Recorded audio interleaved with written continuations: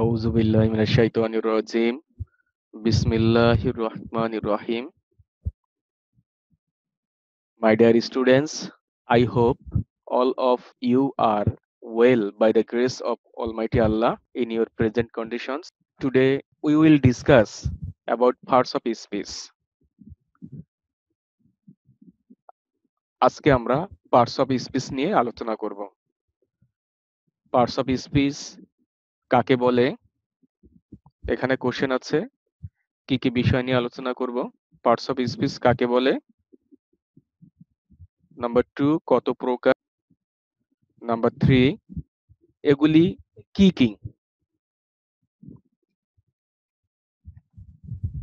Number 4, এগুলি কোথায় কাজে লাগে? এগুলি কোথায় কাজে লাগে?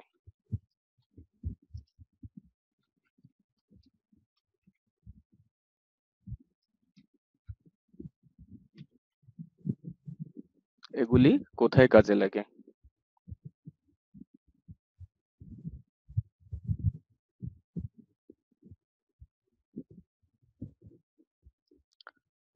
আজকে এই চারটি বিষয় আমরা আলোচনা করব।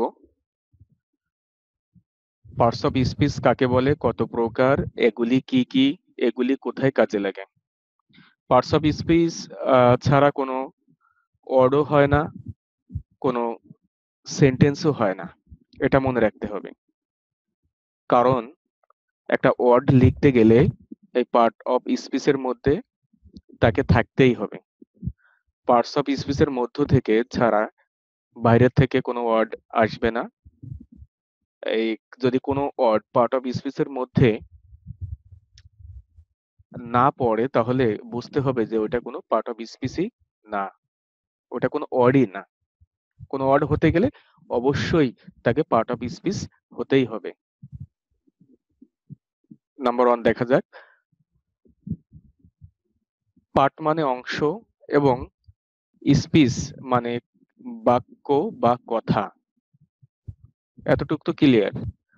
পার্ট মানে অংশ বা পার্টস মানে অংশ এবং স্পিচ মানে কথা। সুতরাং পার্ট অফ স্পিচ মানে কথা, বাক্যের বা কথার অংশ। পার্ট হচ্ছে সিঙ্গুলার নাউন আর পার্টস হচ্ছে প্লুরাল নাউন। এছাড়া আর কিছুই না। পার্টও যা, পার্টসও তাই, শুধু সিঙ্গুলার আর প্লুরাল। তাহলে পার্টস অফ স্পিচ মানে বাক্যের বা কথার অংশ, মানে সেন্টেন্সের অংশ। প্রতিটি অংশকেই পার্ট অফ স্পিচ হিসেবে কনসিডারেশন করা হবে। সংজ্ঞা দেখি, সংজ্ঞা কি আছে। ডেফিনেশন: বাক্যে ব্যবহৃত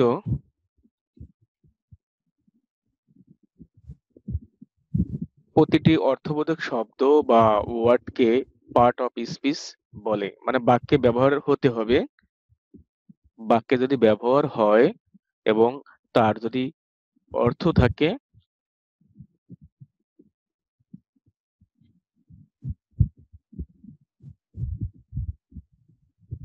তখন তাকে পার্ট অফ স্পিচ হিসেবে কনসিডারেশন করা হবে। আর বাক্যে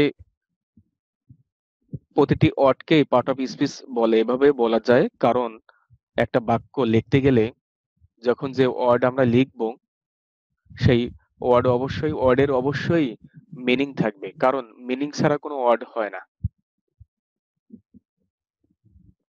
শব্দ হতে গেলেই অথবা ওয়ার্ড হতে গেলে তার মিনিং থাকতেই হবে।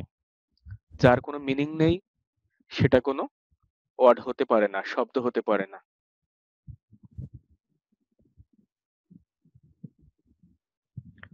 আমি যদি বলি কে ডাবল ও বি, কি হয়? কোনো কিছুই হয় না। কিন্তু যদি বলি বি ডাবল ও কে, বুক, বুক মানে বই, আমরা জানি এটার কি আছে, মিনিং আছে।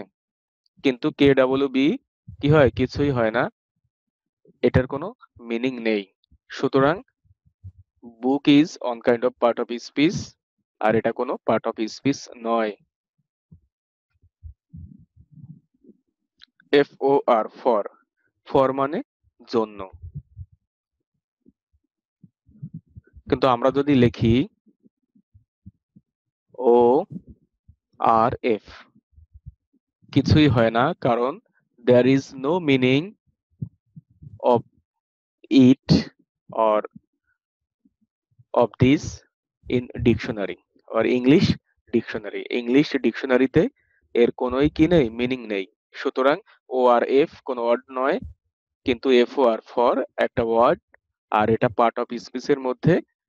এটাকে বলা হয় প্রিপোজিশন। ওকে,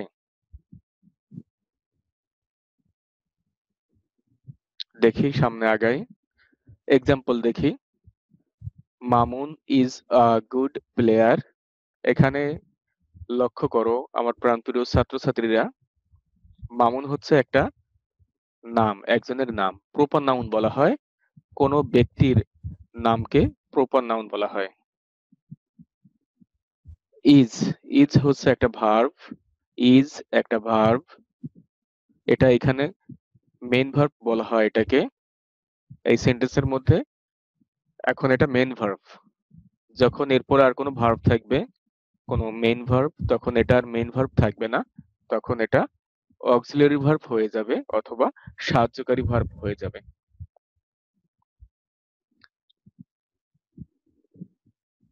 কারণ কলেজে যখন প্রিন্সিপাল স্যার থাকেন না, তখন কিন্তু অ্যাসিস্ট্যান্ট স্যারকে প্রিন্সিপাল স্যারের ভূমিকা পালন করতে হয়। ঠিক তেমনি ভাবে এখানে যেহেতু কোনো মেইন ভার্ব নাই, এই জন্য ইজকে মেইন ভার্ব হিসেবে গণ্য করা হবে এখানে। এ গুড প্লেয়ার, এ হচ্ছে একটা আর্টিকেল। এই আর্টিকেলকে ডিটারমিনারও বলা হয়, আবার অ্যাডজেক্টিভও বলা যেতে পারে আর্টিকেলকে। গুড, গুড হচ্ছে অ্যাডজেক্টিভ। প্লেয়ার, প্লেয়ার হচ্ছে কি নাউন। তাহলে এখানে যে ওয়ার্ডগুলো আছে, সেই ওয়ার্ডগুলোর প্রতিটা মানে আমরা জানি এবং প্রতিটার মানে আছে। কিন্তু উপরে যদি এই ORF দেখি, KOO বা কিছুই তো ওইভাবে হয় না, কারণ এর কোনো কি নেই, ডিকশনারিতে কোনো মিনিং নেই, আর এটা কোনো ওয়ার্ডই প্রকাশ করে না। এই জন্য এটা ওয়ার্ড হবে না, এটাও ওয়ার্ড হবে না, বা কোনো শব্দই হবে না। আরেকটা এক্সাম্পল দেখি। A brown Fox is coming quickly hair নাও।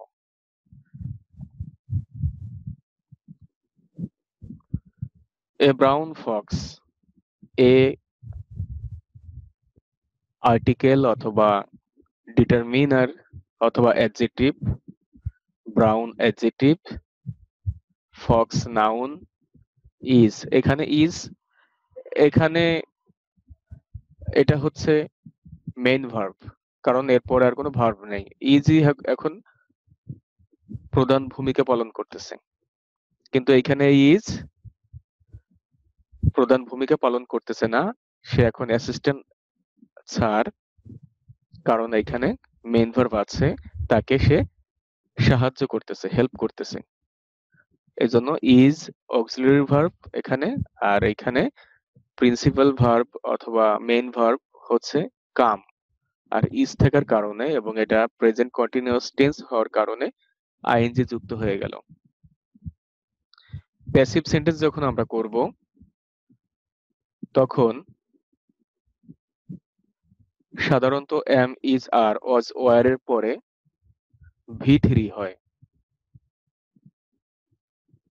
যখন এটা কোনো ইনডিফিনাইট কোনো টেন্স হয়, তখন am, is, are, was, were এর পরে প্যাসিভে মেন ভার্বটা V3 হয়।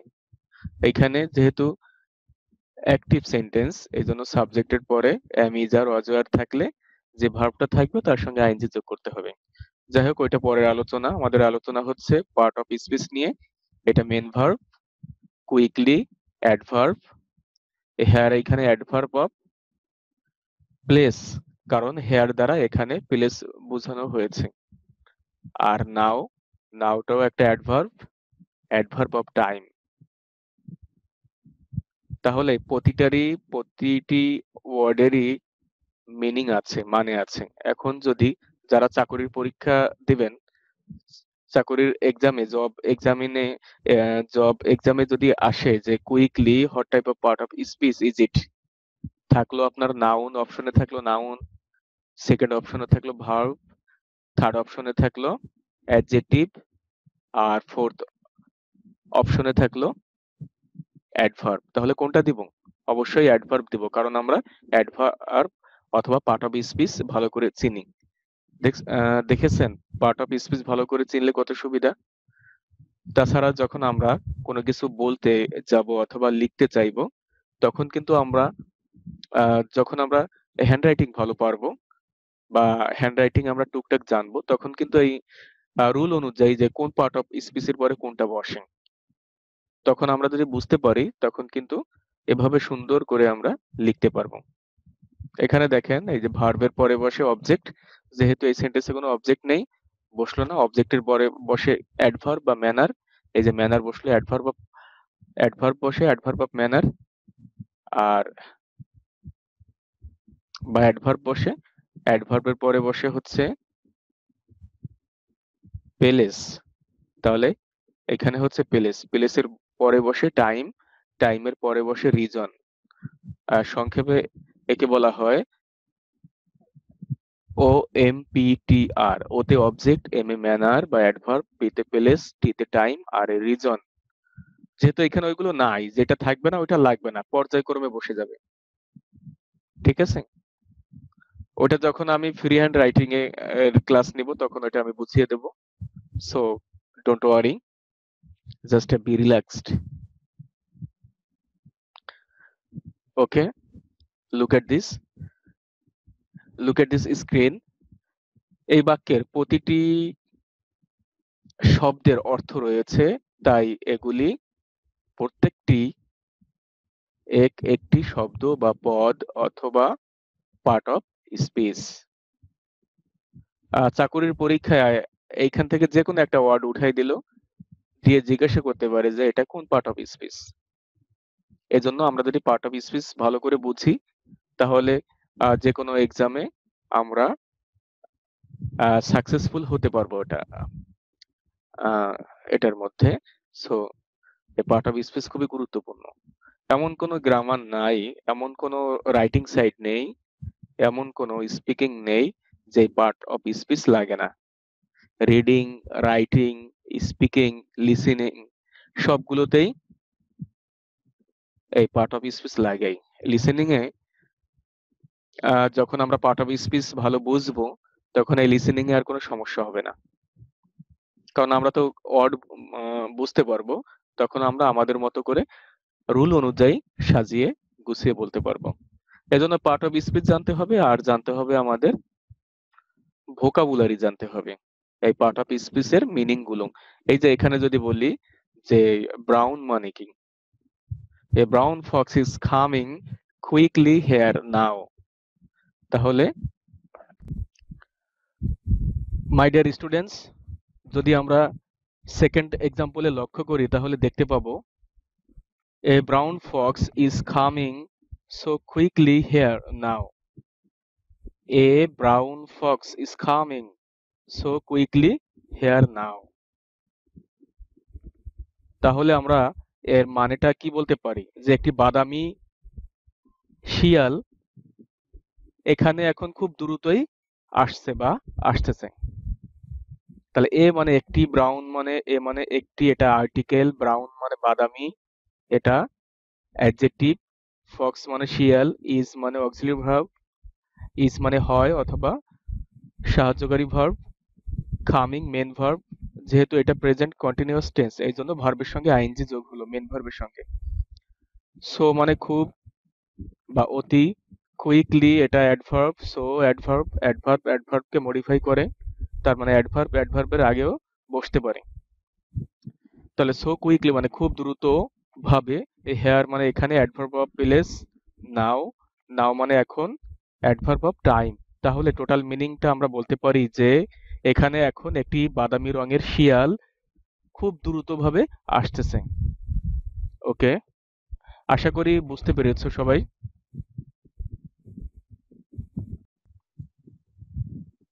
সো মানে এখানে খুব খুব তাড়াতাড়ি, খুব দ্রুত। আশা করি এটা বুঝতে পেরেছো সবাই। এই যে প্রতিটা ওয়ার্ডেরই এক একটা মানে আছে। সাধারণত এই প্রপার নাউনের কোনো মানে হয় না। প্রপার নাউন এটা কোনো কিছুর নির্দিষ্ট নাম বোঝায়। আর proper noun always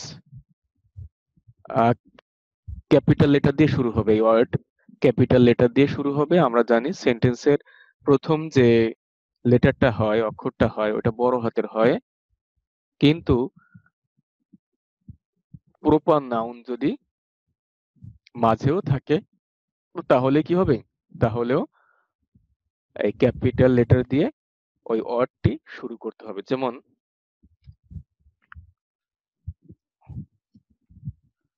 I have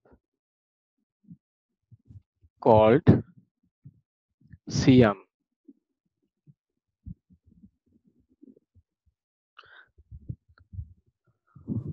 I have called Siam here.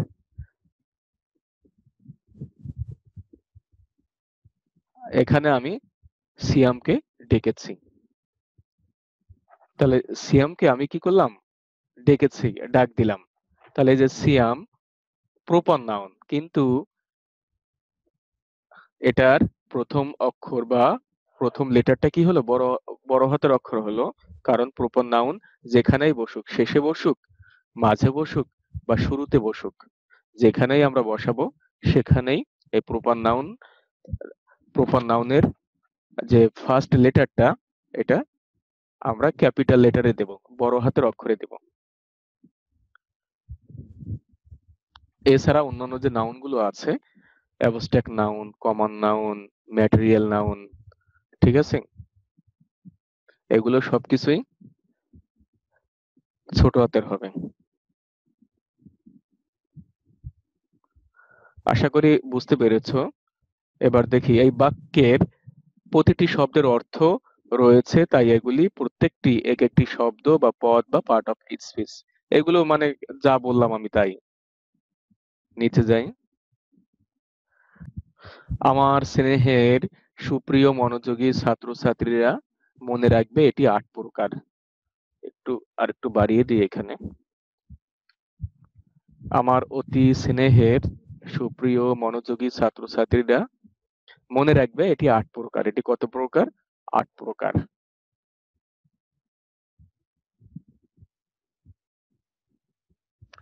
ভুলে গেলে চলবে না, এটি ৮ প্রকার।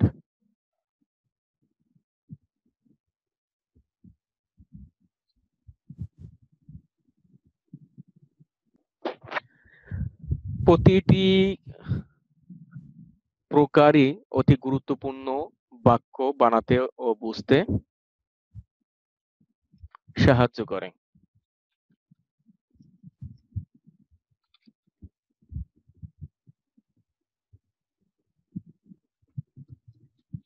সাহায্য করে থাকে।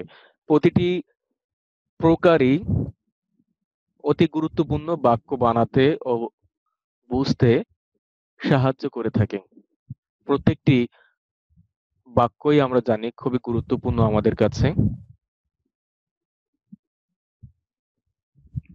এজন্য এই ৮ প্রকারের পার্ট অফ স্পিচই আমাদের বাস্তব জীবনে প্র্যাকটিক্যাল লাইফে কাজে লাগে, এবং লিসেনিং এ লাগে, রাইটিং এ লাগে, স্পিকিং এ লাগে।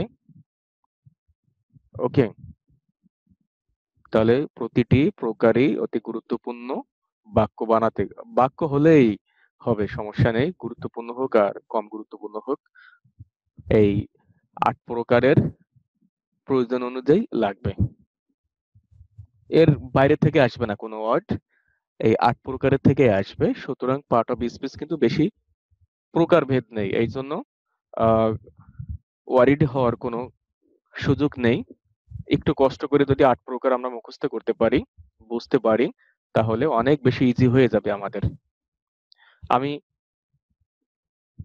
চেষ্টা করব যে সিরিয়াল অনুযায়ী করার জন্য, দেওয়ার জন্য, যাতে করে সিরিয়াল মেনটেন করলে তোমাদের বুঝতে অনেক বেশি সুবিধা হবে।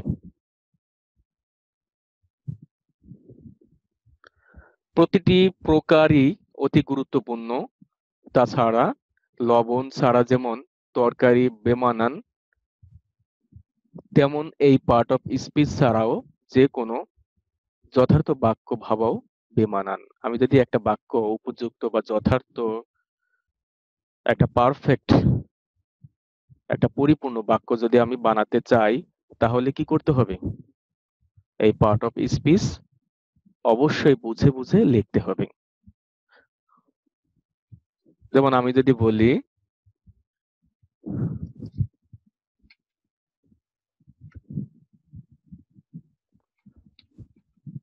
Nandini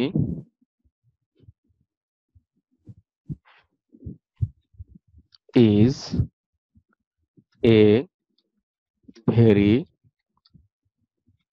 beautiful girl.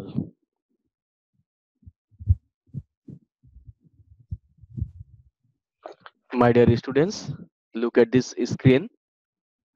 Here I have written Nandini is a very beautiful girl. তাহলে এখানে লক্ষ্য করতে হবে যে একটা সেন্টেন্সের মধ্যে যদি আমার অ্যাডভার্ব থাকে, অ্যাডজেক্টিভ থাকে, নাউন থাকে, তখন কার আগে বা কার পরে কোনটা বসাবো?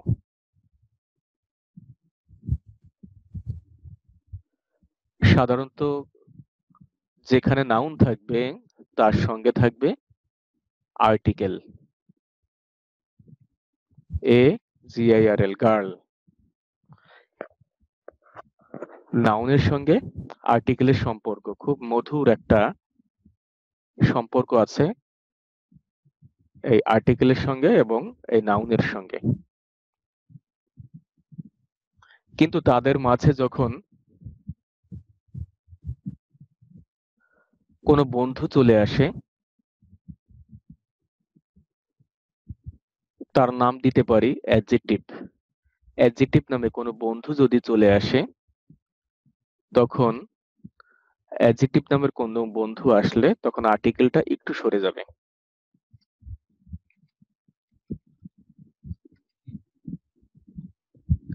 কারণ আর্টিকেল এই নাউন অ্যাডজেক্টিভকে পেয়ে এত বেশি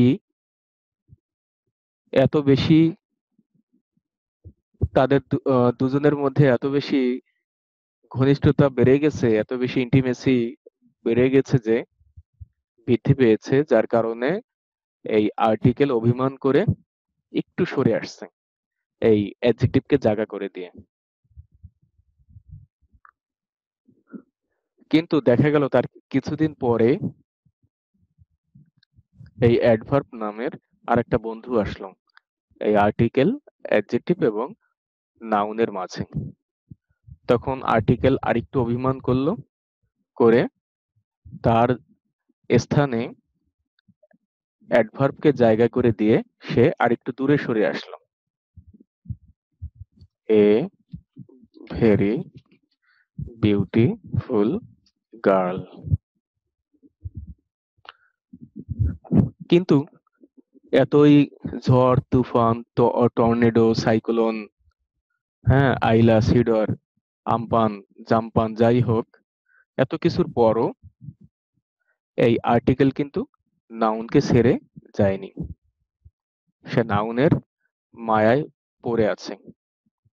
সুতরাং বলতে পারি যে একটা সেন্টেন্স যখন আমরা লিখবো, ওই সেন্টেন্সের মধ্যে যদি আর্টিকেল বসাতে হয়, অ্যাডভার্বও বসাতে হয়, অ্যাডজেক্টিভও বসাতে হয়, গার্ল মানে নাউনও বসাতে হয়, সেই ক্ষেত্রে সবার প্রথমে বসাবো আর্টিকেলকে, তারপরে বসাবো অ্যাডভার্বকে, তারপরে বসাবো অ্যাডজেক্টিভকে, তারপরে বসাবো নাউনকে।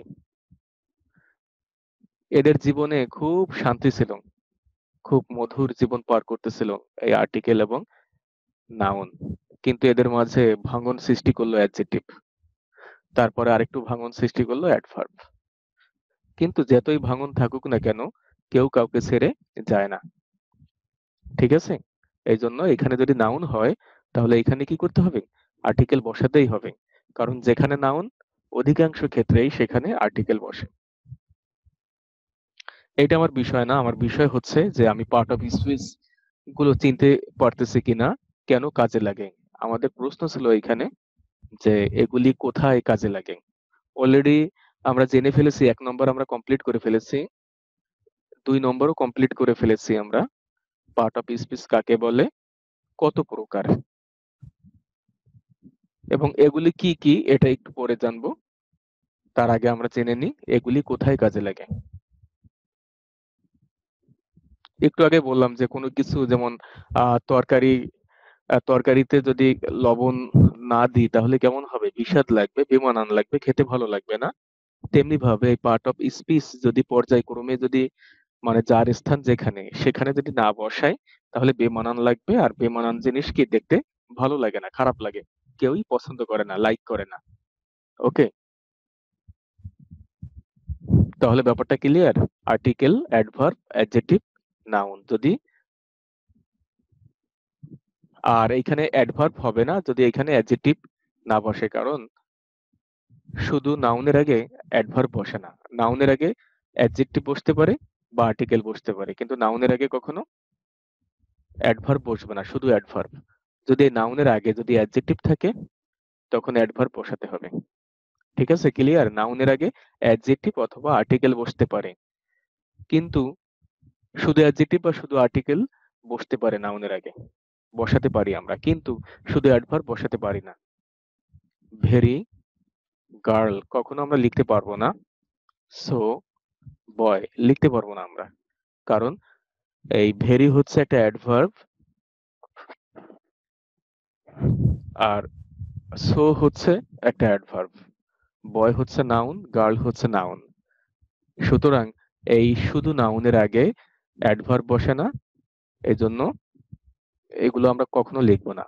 এই যে কোনটা অ্যাডজেক্টিভ মানে কোনটা অ্যাডভার্ব এখানে আর কোনটা নাউন, এটা যদি আমরা বুঝতে পারি, এই পার্ট অফ স্পিচ যদি ভালো করে বুঝতে পারি, তাহলে এই ভুলগুলো আর আমাদের হবে না।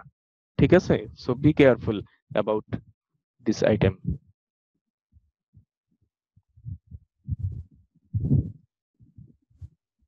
তাহলে এখানে তো ক্লিয়ার, কার পরে কি হলো, কেমন করে হলো, আশা করি সবাই বুঝতে পেরেছো। তুমি যখন একটি ইংরেজি সেন্টেন্স লিখবে তখন তোমাকে বুঝতে হবে কোন শব্দের পরে কোন শব্দ। এই যে একটু আগে এটা নিয়ে আলোচনা করতেছিলাম নন্দিনীকে নিয়ে, সেই বিষয়টা।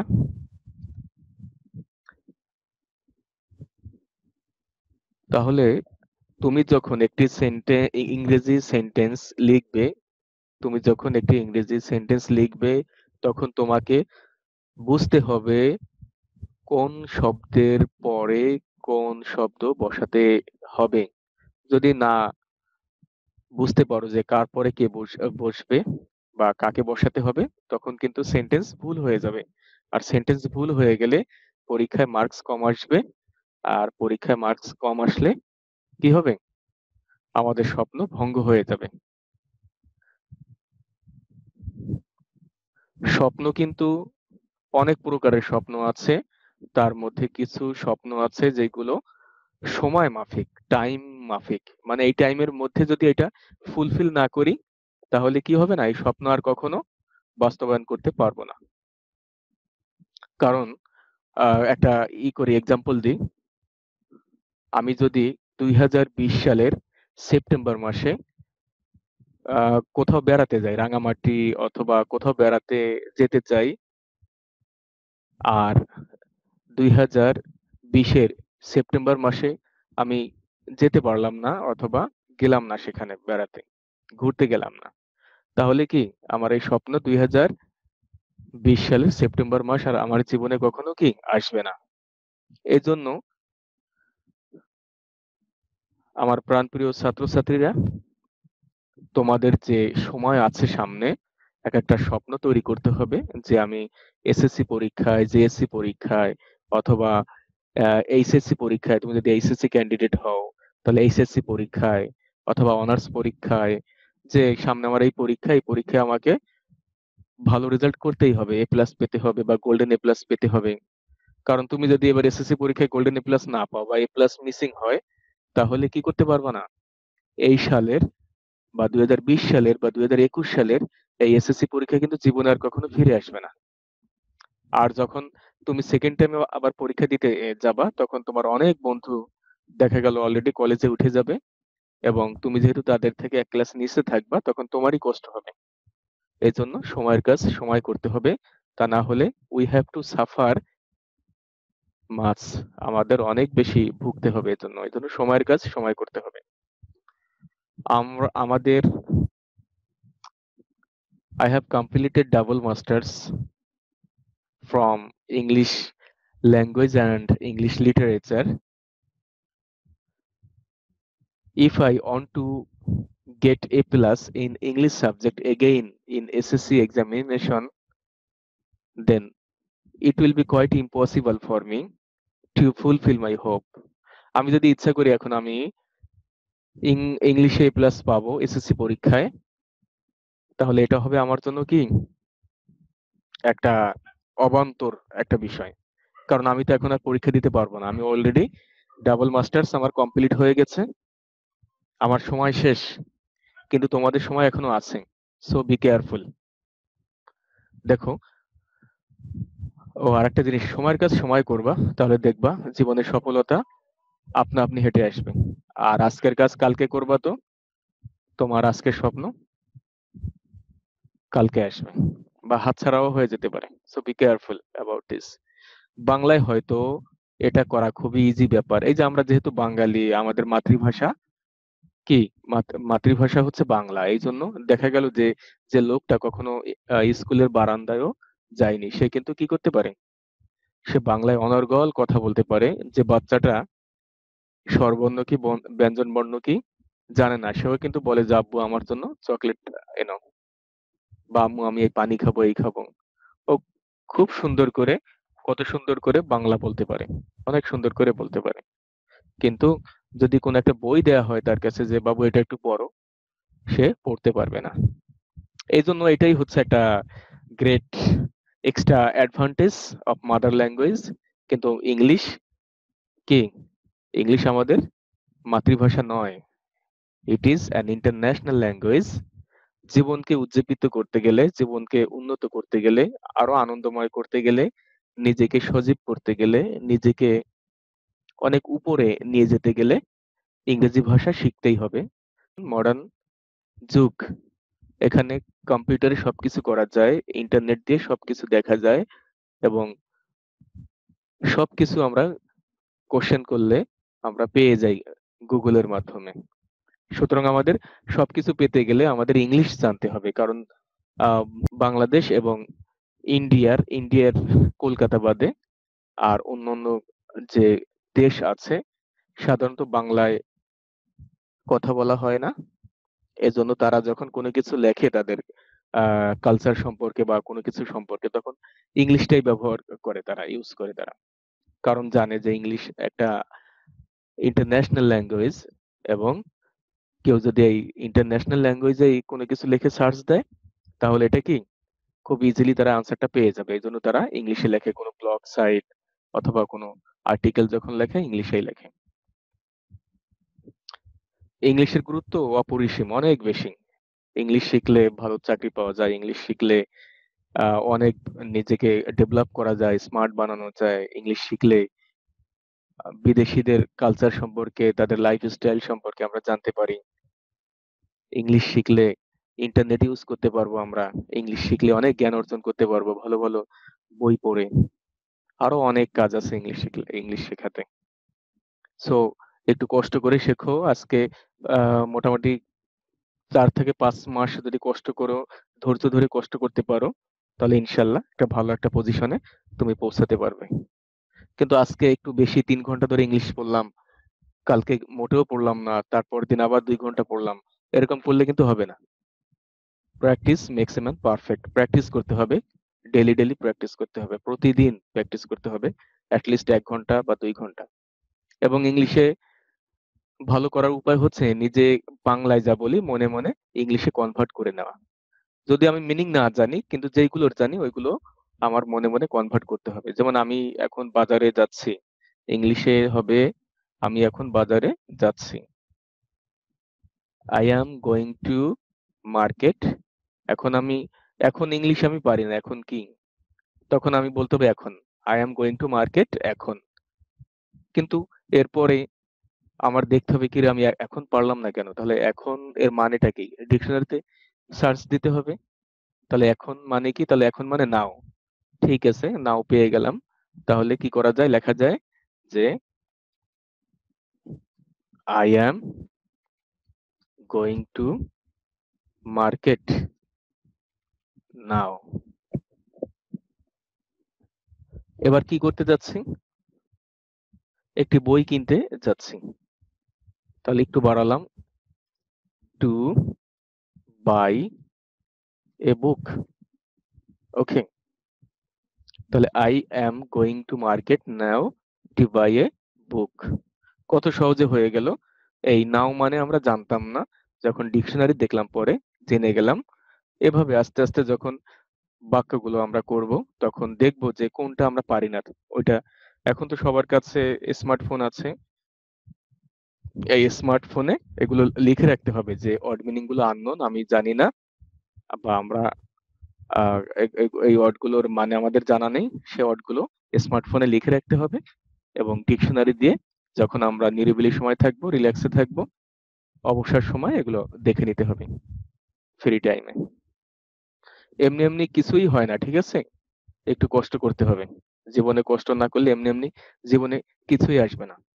তোমার জীবনে যদি এমনি এমনি কিছু আসতো, তাহলে তুমি বারাক ওবামা অথবা ডোনাল্ড ট্রাম্প অথবা কোনো মন্ত্রী অথবা প্রধানমন্ত্রীর ঘরে জন্মগ্রহণ করতে। যেহেতু তাদের ঘরে আমরা জন্মগ্রহণ করিনি, সুতরাং আমাদের কি করতে হবে? তারাও কিন্তু কাজ করে। এই ভাবলে হবে না যে প্রধানমন্ত্রী হলে কোনো কাজ করতে হয় না, তা না, বরঞ্চ আমাদের চেয়ে আরো বেশি কাজ করতে হয়। কিন্তু আমি যে কথাটা বলতে চাচ্ছি, যে যেহেতু আমরা এরকম বড় কোনো ফ্যামিলিতে জন্মগ্রহণ করিনি, এজন্য আমাদের কষ্ট করে কি করতে হবে? আমাদের পরিশ্রম করে, হার্ড ওয়ার্ক করে ডেভেলপ করতে হবে আমাদের লাইফ। সবারই কাজ করতে হয়, হোক সে প্রধানমন্ত্রী বা রাষ্ট্রপতি, বা হোক সে কোনো ব্যবসায়ী বা কোনো অফিসার, সবারই কাজ করতে হয়। যাই হোক, এই পার্ট অফ স্পিচ গুলো আমরা দেখলাম। আই হচ্ছে কি? আই একটা প্রোনাউন। নাউনের পরিবর্তে যে ওয়ার্ড ব্যবহৃত হয় তাকে প্রোনাউন বলা হয়।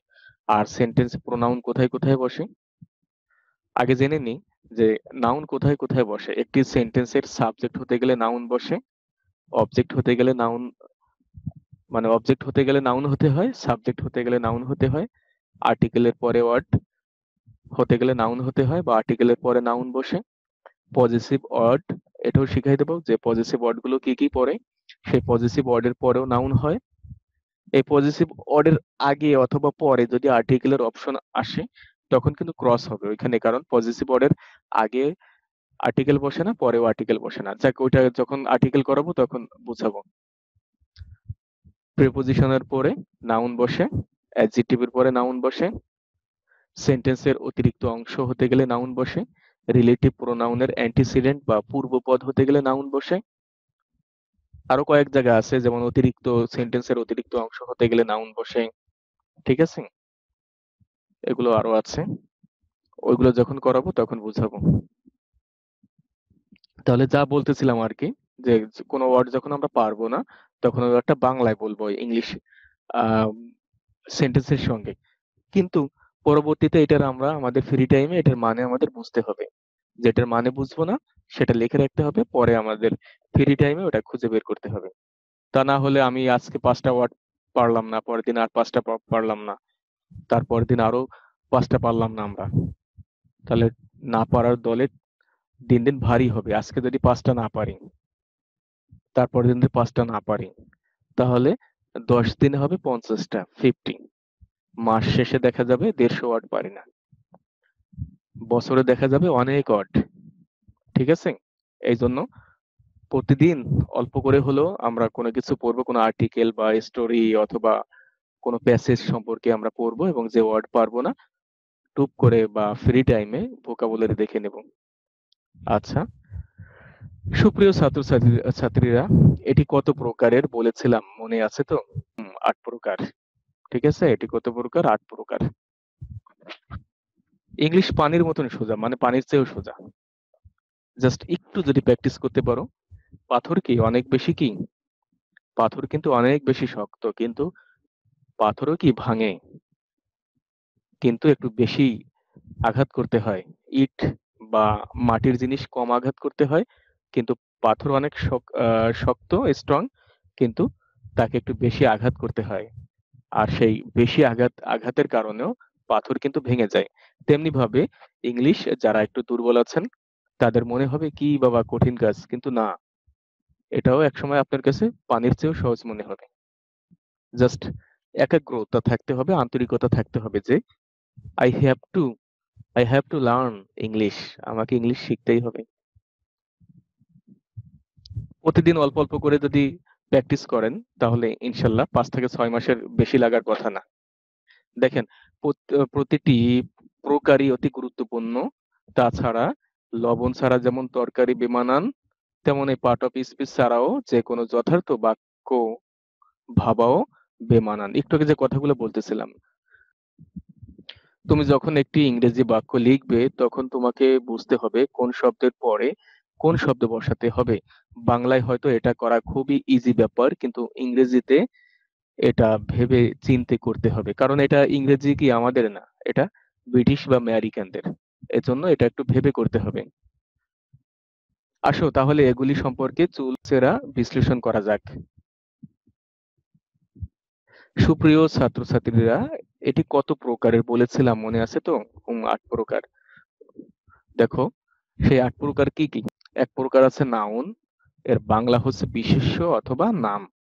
বাংলা গ্রামার যারা পড়ো বা বাংলা গ্রামার যারা খুব ভালো জানো, তারা একটু এর সঙ্গে মিলিয়ে নেবা, তাহলে অনেক বেশি ইজি মনে হবে।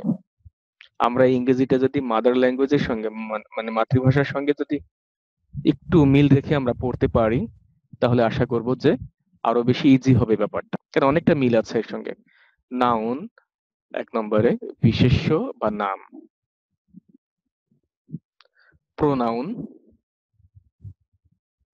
সর্বনাম বা নামের বিকল্প, মানে কোনো নামের বিকল্প যদি কোনো কিছু ব্যবহার করি, তখন হবে প্রোনাউন। আমি মোবাইলটা দাও না বলে বললাম যে এইটা দাও, তাহলে মোবাইলটার পরিবর্তে এইটা বললাম, এটা হচ্ছে প্রোনাউন, আর মোবাইলটা নাউন।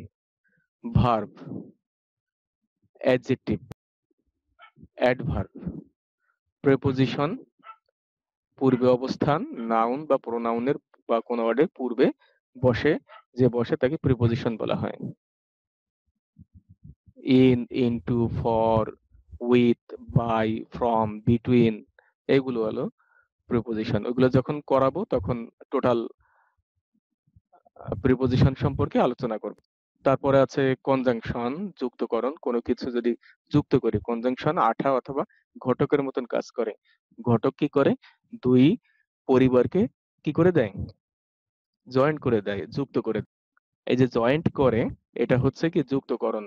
এই কনজাংশন এই কাজটা করে। যেমন আমি যখন এখানে আসলাম, আমি যখন এখানে আসলাম,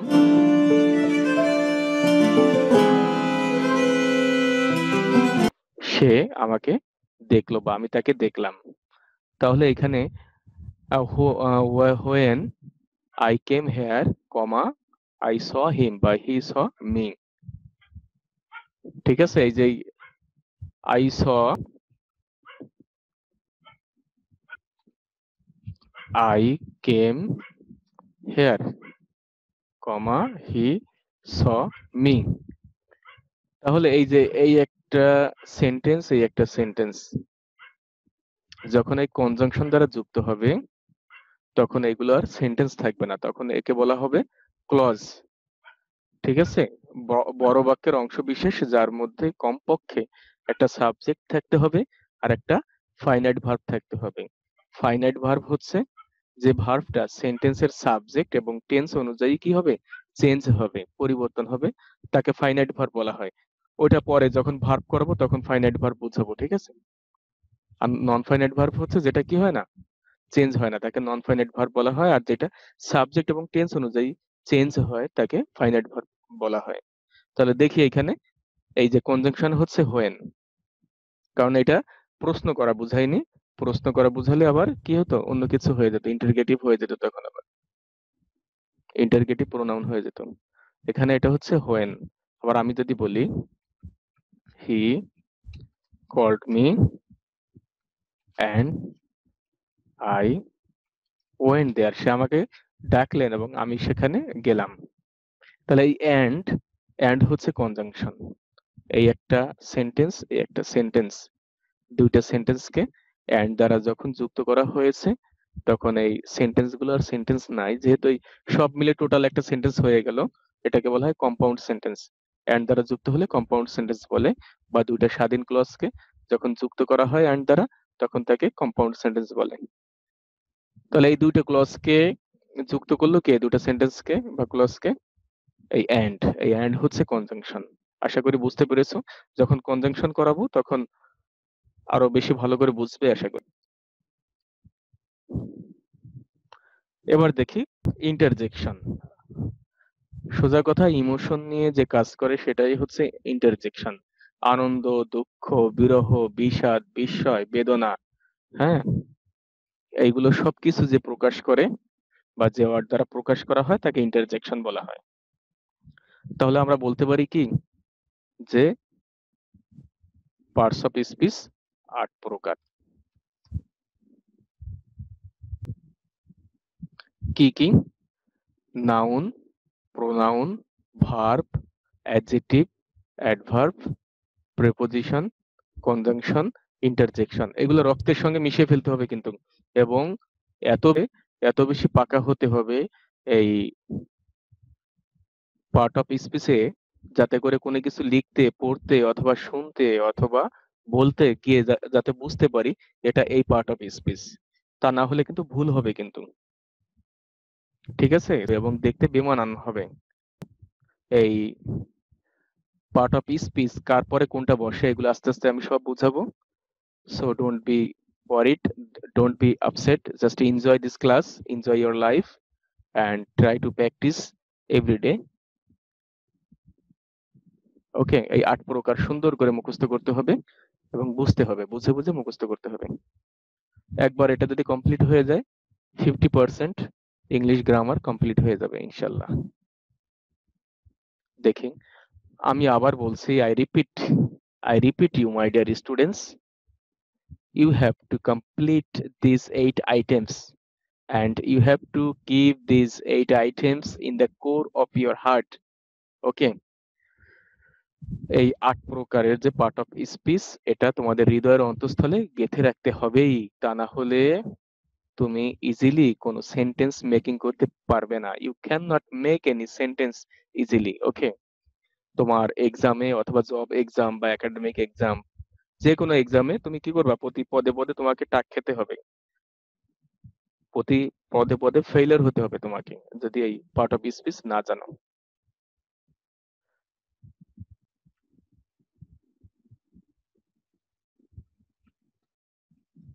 that is the end of our class. Now এখানেই আজকের ক্লাস শেষ করছি। এখানেই আমাদের আজকের ক্লাস কমপ্লিট, শেষ। আশা করি সবাই এই ভিডিওটা ভালো করে দেখবা, ঠিক আছে?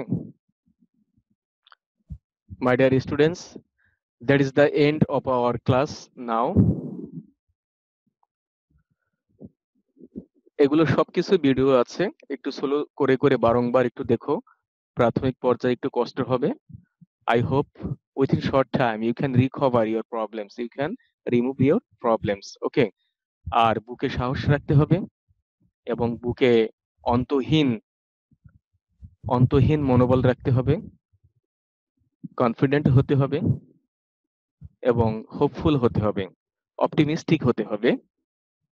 পেসিমিস্টিক হলে হবে না, নিরাশাবাদী হলে কিছুই অর্জন করা সম্ভব না। আল্লাহর উপরে ভরসা রেখে কষ্ট করতে হবে, তাহলে within short time you can gain your success. Okay, so সবাই ভালো থেকো, সুস্থ থাকো এবং চ্যানেলটি সাবস্ক্রাইব করে রাখো, কারণ নতুন কোনো আপডেট আসলে তুমি জানতে পারবে। এই জন্য যে